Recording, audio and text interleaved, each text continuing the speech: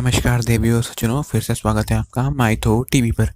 आज हम बात करेंगे शिखंडी के बारे में। जी हाँ, शिखंडी के बारे में। अम्बा के जन्म की कहानी नहीं, सिर्फ शिखंडी के बारे में कि शिखंडी का जन्म से लेके किसके साथ उसकी शादी हुई और क्या क्या हुआ, वो कैसे औरत और मर्द में क्या बनी वो, और क्या था उसकी कहानी, उसके बारे में ही आज बात करेंगे। अम्बा के बारे में कोई बात नहीं करेंगे। बिल्कुल सही सुना आपने। तो जैसे अम्बा जो है वो आग में अंदर गई, और फिर क्या हुआ, आग में जब यमुना के किनारे अंदर गई शंकर महादेव का वरदान पाके भीष्म को मारने का, उसके बाद जो है द्रुपद जो है पांचाल में, वो एक उसकी जो बीवी थी पृष्टि, वो उसके पास कोई संतान नहीं थी। जी हाँ, संतान नहीं थी।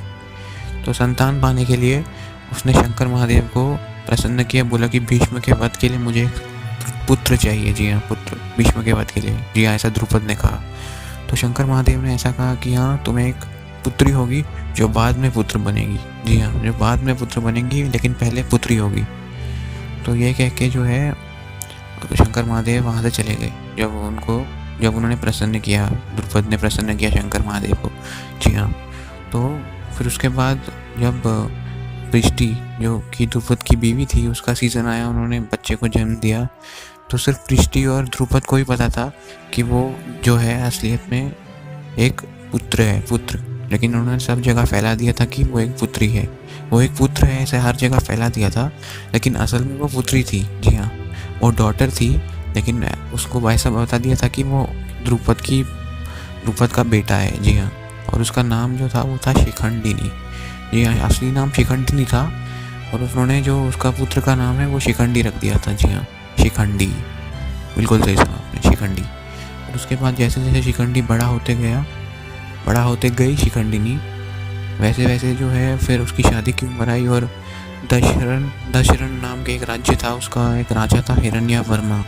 जी हाँ, हिरण्यवर्मा, उससे जो है द्रुपद ने शिखंडी की शादी करवा दी। जी हाँ, शिखंडी की शादी करवा दी।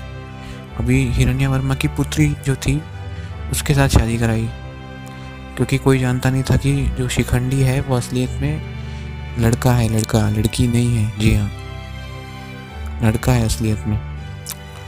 एक मतलब मेरा मतलब है कि असलियत में अभी लड़की है, लेकिन बाद में लड़का बन जाएगा। तो हिरण्यवर्मा की पुत्री के साथ उसका विवाह हुआ, और उसके बाद जो है जैसे थोड़े टाइम हुआ, उसके बाद हिरण्यवर्मा की पुत्री को पता चल गया कि जो शिखंडी है वो लड़का नहीं लड़की है। तो उसे बहुत शर्म आई, और उसने जाके सब बता दिया अपने पिता को। तो जी हाँ, जब दशरथ ये राज्य में ये बात पता चली तो सब भौचक्के रह गए। जी हाँ, सब क्रोध से भर गए, सबका मन क्रोध से भर गया, और उन्होंने द्रुपद को मैसेज लिख दिया और मैसेज भेज दिया मैसेंजर के थ्रू, और हर जगह फैला दिया कि हम अभी द्रुपद के पास युद्ध करने जाएंगे, और उसके सारे रिलेटिव्स और सारे सगी संबंधियों का वध करके ही हम वापस आएंगे। जी हाँ, क्रोध में आए। जी हाँ, और उसके बाद क्या हुआ कि वहाँ द्रुपद जो था वो कुछ शर्म के मारे बोल नहीं पा रहा था। उसने झूठ बोला था हर जगह कि मेरा एक पुत्र है, पुत्री नहीं है। अब सबको पता चला गया कि वो पुत्री है। जी हाँ, तो हर जगह वो अपने मैसेंजर सबसे जो महामंत्री थी सबसे बात कर रहा था कि क्या करे काम्पिलिय में। जी हाँ, जो पांचाल का कैपिटल था, वहाँ पे वो सोच रहा था। तो शिखंडी ने सोचा कि सब कुछ मेरी वजह से हो रहा है, तो मैं यहाँ से चली जाती हूँ। जी हाँ, तो उसके बाद वो चली गई वहाँ से एक फॉरेस्ट में। जी हाँ, वन में चली गई। वन में वहाँ एक समय वो वन में एक यक्ष होता करते थे, यक्ष, उसका नाम था स्थूनकर्मा। जी हाँ, स्थूनकर्मा ऋषि यक्ष एक थे, वो वहाँ पे अक्सर वास किया करते थे, और सिर्फ उनको मिलते थे जो उनकी तपस्या करते थे, कठोर तपस्या।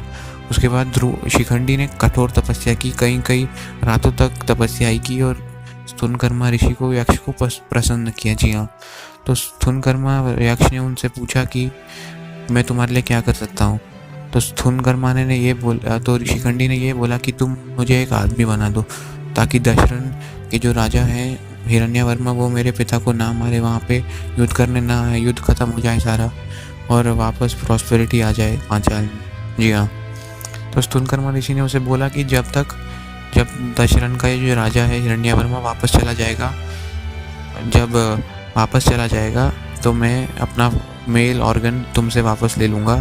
तब तक मैं तुम्हें अपना मेल ऑर्गन दे देता हूँ, और तुम मुझे मेरा फीमेल ऑर्गन दे दो। जी हाँ, तब तक मैं अपने तपस्या के तपोबल से तुम्हें एक मर्द बना देता हूँ, और मैं खुद एक औरत बन जाऊँगा। जी हाँ, तो इन्होंने ये सब कर दिया और उसके बाद वो लोग वहाँ से चले गए दोनों। हाँ जी हाँ। उसके बाद थोड़ी देर बाद वैश्रावन यानी कि कुबेर जो है वो स्तूनकर्मा ऋषि के आश्रम में पहुँचे। जी हाँ, उनसे मिलने के लिए यक्ष से। जी हाँ। तो इस सारे यक्षों ने बोला कि जो वहाँ थे उन्होंने कि वो यहाँ पे नहीं है क्योंकि वो एक औरत बन चुके हैं और वो आपके सामने आने में उनको शर्म आती है। तो कुबेर ने उन्हें तब भी बोला कि इसे लेके आओ यहाँ पे। तो स्तूनकर्मा ऋषि बाहर आए, यक्ष बाहर आए और उन्होंने ये सोचा कि ये अभी मैं कैसे इनके सामने बात करूं। तो कुबेर ने उनको श्राप दे दिया। उनका फॉर्म देख के ही वो डर गए एक तरह से और उन्होंने उनको श्राप दे दिया या स्तूनकर्मा ऋषि को कि वो अभी सदैव औरत ही रहेंगे, कभी मर्द नहीं रहेंगे। उसके बाद सारे यक्षों ने उनसे विनती की कि ऐसा मत कीजिए, ऐसा भयंकर श्राप मत दीजिए। तो जाके कुबेर ने ऐसा श्राप बोला कि जब शिखंडी की मृत्यु हो जाएगी, जी हाँ सुनिए अच्छे से, जब शिखंडी की मृत्यु हो जाएगी उसके बाद जो है या स्तूनकर्मा ऋषि जो है वो अपना ओरिजिनल फॉर्म रिकवर करेंगे। जी हाँ, जब शिखंडी की मृत्यु होगी उसी के बाद जो है स्तूनकर्मा जो है वापस से मर्द बनेंगे। जब शिखंडी की मृत्यु हो जाएगी, जो बाद में महाभारत के बाद हुई थी, अश्वत्थामा ने की थी। जी हाँ, उसके बाद जो है इनको स्तूनकर्मा को अपना वापस जो है मर्द वाला रूप मिल गया था। जी हाँ।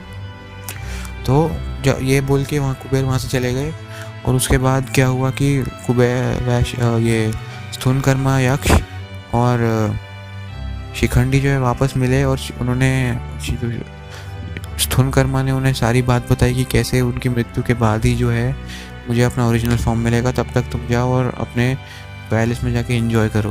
तो ये सुन के जो है शिखंडी बहुत खुश हो गया, या क्योंकि वो मर्द बन चुका था।